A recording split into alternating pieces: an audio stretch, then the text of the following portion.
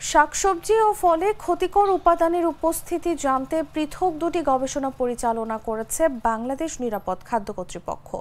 এসব গবেষণায় সবজিতে মাত্রাতিরিক্ত রাসায়নিক ও ফলে মিলেছে কীটনাশকের অবশিষ্টাংশ। সবজিতে রাসায়নিকের মাত্রা নিয়ে গবেষণা করেন বাংলাদেশ কৃষি বিশ্ববিদ্যালয়ের অধ্যাপক ডক্টর শফিকুল ইসলাম ও ডক্টর মোহাম্মদ গোলাম কিবরিয়া। তারা বাজার থেকে 9 ধরনের সবজি সংগ্রহ করেছিলেন। এর মধ্যে ছিল আলু, বেগুন, ঢেঁড়স, টমেটো, লাল শাক, পটল, বাঁধাকপি, শসা ও মটরশুঁটি।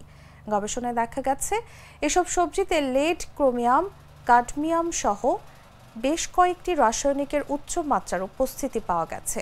তবে এই তালিকার সবচেয়ে বেশি ক্ষতিকর মাত্রায় হেভি মেটালের উপস্থিতি পাওয়া গেছে লাল শাকে। গবেষকরা জানান যেসব সবজিতে হেভি মেটাল রয়েছে সেগুলো দীর্ঘদিন খেলে ক্যান্সারের মতো প্রাণঘাতী রোগে আক্রান্ত হওয়ার ঝুঁকি রয়েছে।